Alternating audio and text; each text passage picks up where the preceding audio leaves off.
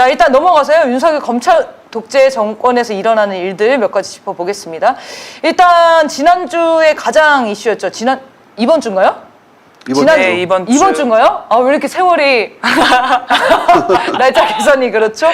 네, 정의구현 전국사재단에서 윤석열 퇴진 촉구 미사를 진행을 했습니다. 전주에서 진행했는데요. 그 사재단에서도 예상하지 못할 정도의 인파가 모였다고 하더라고요. 엄청 많이 모여서 깜짝 놀랐습니다.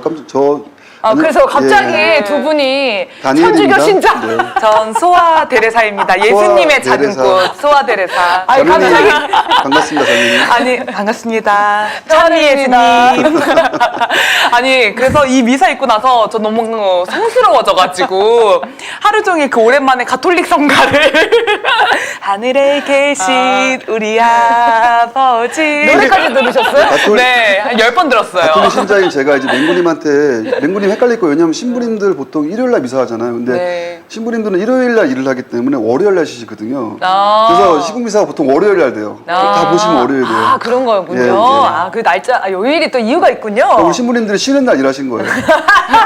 69시간. 지금 노동시간. 아니, 그래서 신부님들 기다리는 동안 성가를 계속 부르시더라고요. 네. 그래서 또 취해가지고 오랜만에. 네. 아, 제가 예전에 쌍용차 노동자분들 네. 파업하시고 그 미사를 매주 수요일인가요? 수요일마다 하여튼 대학문 앞에서. 거기서 많이 참여해가지고 노래를 다 알고 있어요. 하나님의 어린 양. 그래서 세상에. 저도 모르게 성스럽게 저도 집에서 혼자 그 노래를 부르면서 찬미 예술을 하고 있었는데 정말 많은 분들에게 위로가 됐었던 그런 네. 미사였던 것 같습니다. 약간 네, 종교를 맞습니다. 가진 분들이 굉장히 자부심을 느낄 수 있는 그런 순간이 아니었나. 제가 양희삼 목사님한테 억울하지 않으시냐고 제가 여쭤봤어요. 왜냐면 목사 개개인 분들은 퇴진 집회에 나오신 지 굉장히 오래됐어요. 근데 조직력이 약하시잖아요. 그러니까 그게 문제라고 하시잖아요. 이게 네. 집단적인 힘이 주는 아름다움, 영향력. 목사님들은 집단으로 행동하기 되게 어렵대요. 네, 조건 그런다고 자체가. 하시더라고요. 네, 어쨌든 굉장히 그 이슈가 됐었던 미사가 진행됐고 그거에 힘을 받은 것도 있고 이 한인회담 결과를 보고 각계각층에서 지금 분노를 하고 있어요. 그래서 연이어서 지금 시국 선언들이 나오고 있습니다.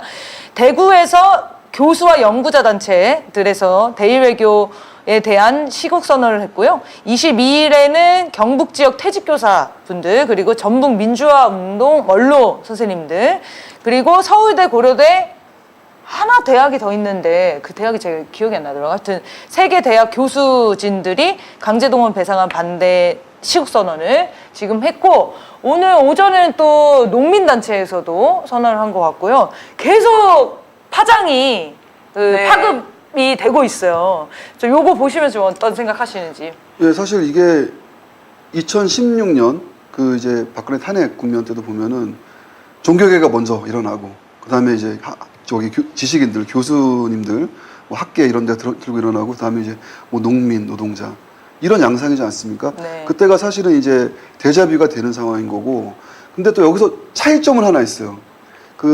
이번 주 월요일 날 천주교 정의구현 사재단의 이제 그 미사에서 인상적인 장면이 하나 있었습니다. 바로 촛불행동의 김민웅 상임대표와 이제 사재단의 김영식 신부님이 서로 포옹하는 장면이 있었다는 거죠. 네. 그러니까 차이점은 뭐냐면 2016년에는 아직은 그 탄핵 촛불이 커지기 직전이었는데 지금은 퇴진 촛불이 크게 있고 이런 아까의 흐름들이 같이 만나는 그리고 네. 서로를 안아주는 그동안 고생했고 앞으로도 고생하자 뭐 이런 것일 것 같은데요.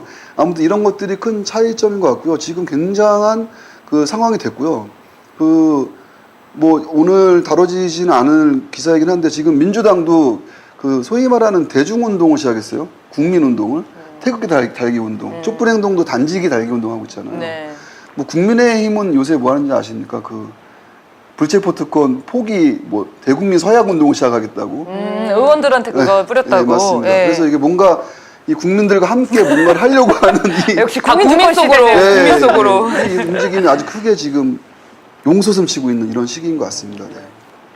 네, 저도 서영님 분석하시는 거랑 정말 거의 비슷하게 분석을 좀 해가지고 네. 너무 마음이 넘어가시죠. 하나로. 근데 그런 거 있는 것 같아요. 2013년도 11월에 전주교구에서 처음으로 박근혜 사퇴 촉구 미사를 그때 했고 12월에 정의구현 사재단에서 이 전주 성당의 미사를 지지하는 입장을 냈더라고요. 근데 그때와 비교해 보면은 지금은 천주교 정의구현 사재단 이름으로 아예 시국미사를 전주에서 시작을 한 거잖아요. 그러니까 이렇게 더 빨라진 시기에 더 정확한 내용으로 이루어질 수 있는 것은 광장을 지키시는 우리 촛불 국민들이 있기 때문이 아닐까 싶고 16년도 10월 박근혜 정권 퇴진을 촉구하는 시국선언이 10월부터 불이 붙기 시작해가지고 11월 10일 정도 되니까 한 275곳에서 시국선언이 터져 나오고 그 이후에도 계속 되더라고요. 네. 그러니까 한 달이 안 되는 사이에 300여 곳, 뭐 청소년, 교사, 교수, 의사, 그다음에 대학생들 많은 곳에서 시국선언을 막 인기리에 했었는데 저는 이 정의구현 사재단의 움직임과 더불어서 머지않아 대학가와 이런 곳곳에서 시국선언이 터지지 않을까 싶습니다. 네, 기대됩니다. 그래서, 네. 그리고 이제 댓글들에도 올라오고 있는데요. 이분들이 다 하나로 모여야 된다. 이 얘기를 많이 하고 계세요. 네, 그렇죠. 저도 같은 생각이고 당연히 모일 거라고 생각합니다. 퇴진과 탄핵 이런 타도 구호 아래 모두가 모여서 윤석열 퇴진을 빠르게 만들어야겠죠. 근데 저는 재밌는 건 그거였어요. 되게 많은 사고를 쳤잖아요, 윤석열이. 그동안 참고 있다가 이 한일 회담 결과를 보고 치욕설은들이 지금 터져 나온다는 건 어떤 이제 민족의 문제, 그러니까 전 국민이 공감할 수 있는 이 문제. 이거를 윤석열이 그 도를 넘어버렸구나. 이걸 건드렸구나. 이게 되게 상당히 중요하구나. 이런 생각이 들었고, 우리 민족의 어떤 DNA에, 이 친일은 안 된다. 이게. 약간 자주의 DNA가 크게 평상시에는 발현은 되고 있지 않지만, 가만히 있다가, 친일을 해? 이건 안 되지. 이런 거 있잖아요. 너 걸렸다. 이거는 용서 못하지. 이렇게 딱 반발하는 게, 재밌는 것 같아요. 왜냐면 생존권 문제는 아니게 느껴질 수 있잖아요. 그러니까 네. 차라리 69시간 이런 건 정말 이해가 돼요. 뭐 예를 들면 난방비 인상 이런 것들로 막 이렇게 나오실 거라고 예상이 더 많이 됐었는데 의외로 이 민족 문제, 나라 문제 이거에 더 크게 분노하신다는 거는 우리 국민들의 정서 자체가 이런 정말 큰 문제, 어떤 도의 대의? 이 문제에 예민하고 날카롭구나 이런 생각이 좀 들었습니다. 맞습니다. 네. 아니 그러니까 뭐 술 한 잔 먹어서 뭐 한 5, 6만 원 쓰는 건 안 아까운데. 네, 그러니까 나라 팔아먹는 건 안 되는 거예요. 문방구 가서 볼펜 한 1,000원짜리 근데 일본 거네 이거? 약간 이런 게 있다라는 거죠. 네네. 그러니까요. 이게 잘못 건드렸죠. 네. 네, 돈의 문제가 아닙니다. 이거는. 이 자존심을 지키는 문제라고 보시는 것 같아요. 네, 알겠습니다. 앞으로 촛불 더 기대가 되는 것 같습니다. 자, 두 번째는 이재명 대표 기소됐습니다. 횡령과 선거 자금 내용 이게 가장 핵심으로 보여졌었는데요. 요 혐의는 다 쏙 빠졌어요. 배임 혐의만 남았고 정리하자면 이제 공약 달성으로 정치적 이득을 취하했다. 그게 이재명이 민간 업체에게 수익을 더 보장해줬었던 이유다. 약간 용두사미가 되어가는 느낌이 들어요. 수사가. 이게 결국에는 무죄가 될 것 같거든요. 네. 근데 지금 계속 언론 플레이를 하는 것 같고 결국 좀 이재명을 반드시 기소해서 구속시키겠다 이렇게 목적 의식적으로 이재명을 치는 이유에 대해서 짧게 정리하고 넘어가면 좋겠습니다.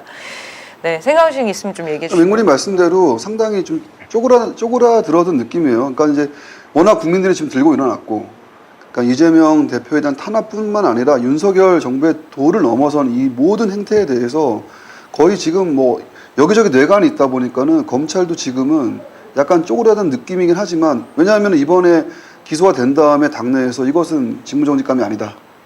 인정할 수 없다라고 딱 했는데 그럼 뭐 민주당 내 소위 말하는 반개혁파들도 별 말을 못했잖아요. 네. 그러니까 이런 정도 분위기면은 지금 상당히 국민의 분노 지수가 굉장히 높다라는 거를 검찰도 뭐 감지하지 않았나. 그럼에도 불구하고 기소를 했다라는 겁니다. 네. 그러니까 개혁적인 정치를 하려고 한 것이 죄라는 거잖아요, 지금요. 그러니까 이것이 국민을 위해서 예, 정치하면 안 되는 거죠. 안 되는 거죠. 그러니까 정치하지 말라는 겁니다. 그러니까 정치를 넌 하지 마. 이거는 다른 말로 하면 독재라는 거죠. 이것이 명백하게 드러난 이번에 기소의 본질이었다고 봅니다. 네. 저는 윤석열 검찰 독재 정적 제도 제거 시도이면서 또 한편으로는 그런 생각이 들더라고요. 이게 미국과 일본의 입김도 크게 작용을 했을 수도 있겠다 이런 생각이 들었어요. 이제 최근에 그 윤석열이 이런 한일 회담을 무리하게 추진하는 것도 어쨌건 배후에 미국과 일본의 이득이 되는 상황이 있다 보니까 그런 압박이 크게 작용한 거 아니냐 이런 분석이 나오고 있는데 윤석열 정권이 유지가 되는 거, 안정을 찾는 것이 미국이나 일본 입장에서 큰 이득을 주는 상황인 거죠.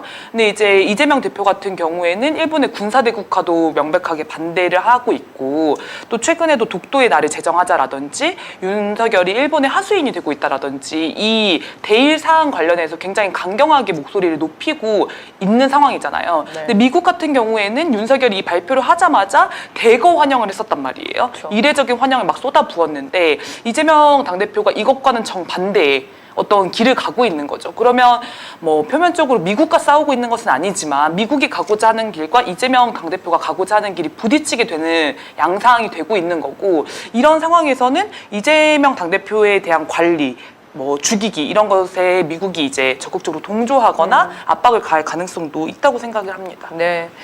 넘어가서 그러면 요것도 한 짚어보겠습니다. 최근 경찰이 이태원 참사 피해자 430명을 대상으로 은행 계좌를 들여다보게 영장을 발부했다는 거예요. 이태원 역장을 조사하기 위해서라고 이제 변명을 했는데요. 입출금 계좌까지 확인한 걸로 드러났습니다. 관련해서 윤희근 경찰청장이 사과했어요. 어제.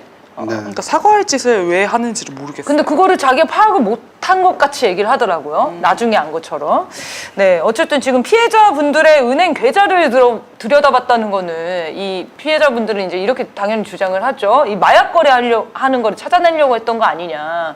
근데 실제로 찾아내지도 못했고 이건 민간인 불법 사찰이랑 다름 없지 않습니까? 그러니까 이제 핑계를 댄 게 이런 거였어요. 그러니까 이제 교통카드 말고도 내역. 신용카드도 쓰니까 그 이태원역에서 내릴 때 그러니까 유가족분들이 그럼 왜 사전 동의를 왜 안 구했냐라고. 그러니까 충분히 사전 동의는 구할 수 있는 거잖아요. 만약에 진짜 그게 사실이라고 한다면. 근데 굉장히 민감한 희생자들의 입출금 내역을 본다. 이것은 사전 동의를 구할 수 있었던 겁니다. 만약에 그것이 진짜였다면 안 했다라는 것은 맹군님 말씀대로 이 마약 거래에 대한 마약 수사 연장선상에서 여전히 희생자들을 바라보고 있는 거다. 이렇게밖에 볼 수 없는 것 같습니다.